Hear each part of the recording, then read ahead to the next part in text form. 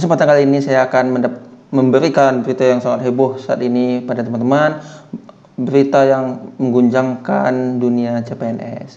Jadi berdasarkan info yang saya dapat bahwa pada tahun CPNS 2001 ini FR atau Fit Report SKD SKB CPNS dilarang. Ini sudah info yang sangat valid.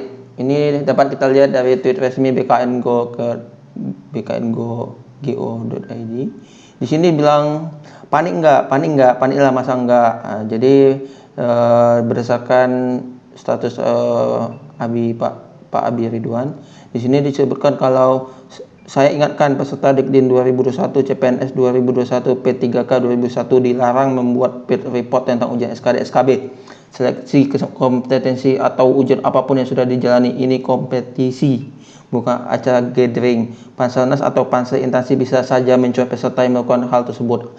Jadi di sini dapat kita lihat bahwa kalau misalnya teman-teman setelah melaksanakan ujian atau menghadapi ujian CPNS 2001 atau Dikdin 2021 atau P3K 2021 dan teman-teman men-share FR atau soal yang teman hadapi atau bocoran soal kepada yang lainnya, di sini teman-teman bisa disanksi ya. Jadi teman-teman yang awalnya niatnya cuma ingin membantu teman-teman yang lain supaya bisa mendapatkan gambaran gimana ujian CPNS, tetapi di sini hasil dari niat baik teman-teman itu bisa berupa pencoretan atau diskualifikasi.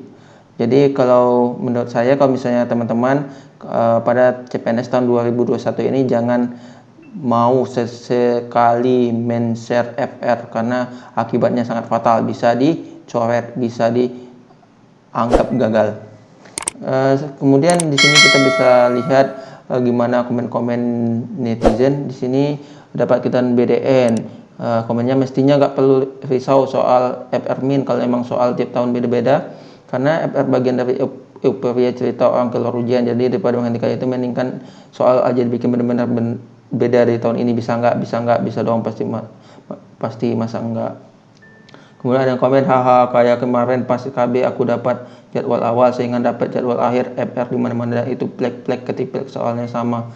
Meskipun pada akhirnya aku lolos dengan status L2, tetap saja kesel nggak fair. Kalau SKD sih saya yakin soalnya banyak banget, meskipun ada FR paling cuma 5% yang mirip. Nah, SKB itu yang saya rasakan banget di Indonesia soalnya sama. Solusinya sih mending kalau satu instansi atau formasi dibikin jadwal yang sama. Jangan kayak kemarin satu formasi ada yang jauh banget jadwalnya. Kemudian di sini kita bisa lihat juga komentar yang lainnya. Di sini Bu Susi Sulistia mengatakan setelah SKD FR pasti bertebaran, pada malah jadi bingung baca FR karena kadang tiap peserta FR-nya beda jauh.